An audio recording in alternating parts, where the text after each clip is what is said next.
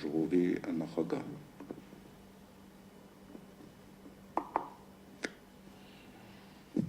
Շնորհակալություն,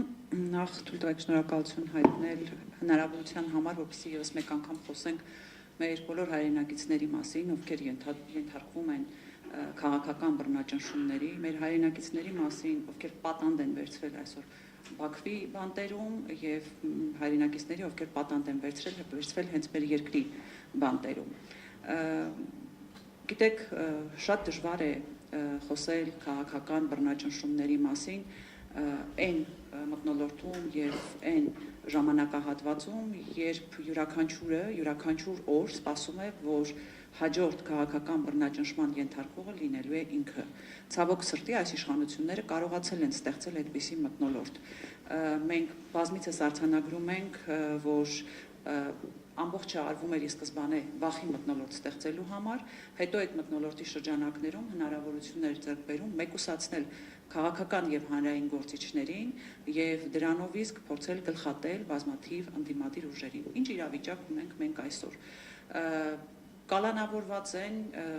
Բարգավաճ Հայաստան կուսակցության նախագահը Գագիկ Ծառուկյանը, կալանավորված է Մայր Հայաստան կուսակցության նախագահը Անդրանիկ Թևանյանը, կալանավորված է Հայաքվե քաղաքացիական նախաձեռնության ղեկավարը Ավետիք Չալաբյանը, տնային կալանքի տակ է գտնվում Սամվել Կարապետյանը, քրեական գործով է անցնում Ռոբերտ Քոչարյանը, այսինքն եթե մենք թվարկում ենք, մենք տեսնում ենք, որ այս պարագայում քաղաքական ուժերի ղեկավարները նախընտրական եւ հետընտրական փուլում ենթարկվել են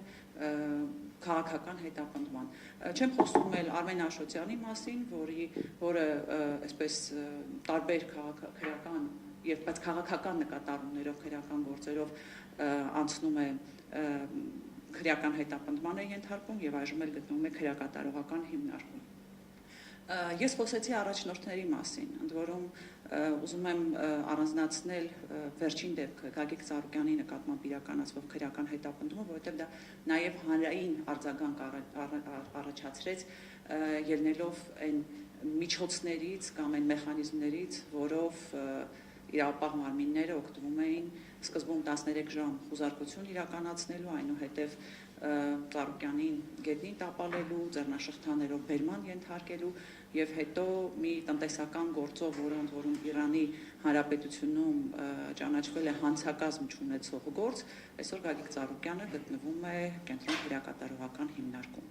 Եվ գիտեք, սա ոչ միայն պարզապես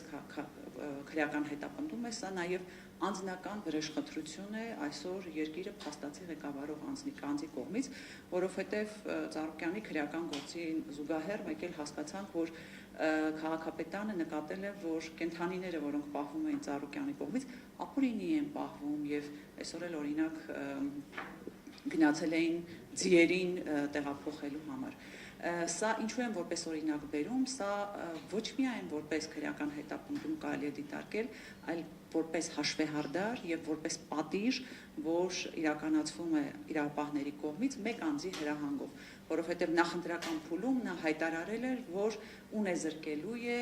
դատելու է, նստացնելու է, մնացած բառերը նույնիսկ չեմ էլ ուզում կրկնել։ Հիմա գալով ընդհանուր բռնաճնշումներին, ցավոք սրտի մենք չունենք այս պահին բռնաճնշման քաղաքական բռնաճնշումների ենթարկվողների հստակ ցանկը։ Այսինքն մենք տեսնում ենք քննչական կոմիտեի հայտարարություններից, որ օրինակ փետրվարից մինչև հունիս իրենց ամփոփումների արդյունքներում հարուցվել է ուրեմն 248 անձի նկատմամբ քրեական հետապնդում, սա մինչև հունիս էր, բայց վերջին օրերին էլի մենք տեսնում ենք, որ հետապնդումները շարունակվում են, հենց այսօր հայտարարություններ տարածվել, որ միասնության թևերի ներկայացուցչի նկատմամբ է քրեական հետապնդում իրականացվում, ընդամենը մի կես ժամ առաջ այդպիսի հայտարարություն տարածվեց, հետևաբար այս մեզ համար էլ շատ բարդ է լինելու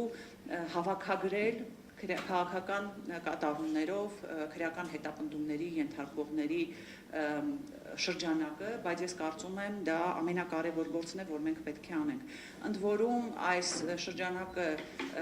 հստակեցնելը թեև բավականին բարդ է լինելու, բայց մենք պետք է փորձենք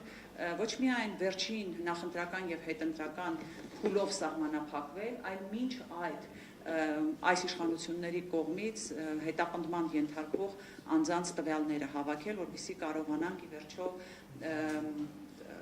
սատար կանգնել այդ մարդկանց, խնդիրները բարձրացնել եւ այլն։ Մի կարևոր հանգամանքի վրա եւս ուզում եմ բոլորի ուշադրությունը գրավել, դա այն է, որ այս իշխանությունները ոչ միայն քաղաքական հետապնդման է ենթարկում անձանց, այլ նաև պատրաստ է իր նպատակները իրականացնելու համար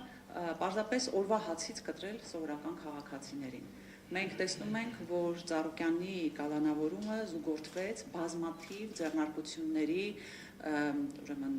կնքմամբ եւ այդ ձեռնարկությունների աշխատանքի սահմանափակմամբ։ Այստեղ, այսինքն այս իշխանությունը պատրաստ է խախտել ցանկացած իրավունք, սկսած մարդու կյանքի ազատության իրավունքներից, վերջացրած աշխատանքի իրավունքով, վերջացրած սովորական կենցաղային հարցերը մարդու հոգալու իրավունքի սահմանափակումներով։ Հետևաբար մեր հանձնաժողովը կարծում եմ այսպես շատ ընդարձակ գործունեություն կիրականացնի եւ անդրադարձ կկատարվի բոլոր այն իրավունքների խախտումներին, որոնք որ այս իշխանությունների կողմից սանձազերծած քաղաքականության արդյունքում տեղի կունենան։ Թերևս այսքանով սահմանափակվեմ, շնորհակալություն։ Շնորհակալություն Տիկին Վարդանյան, ուրեմն հիշեցնեմ ձեզ, որ սա քաղաքական դրդապատճառներով հետապնդվող անձանց իրավունքների հարցերով հանձնաժողովի առաջին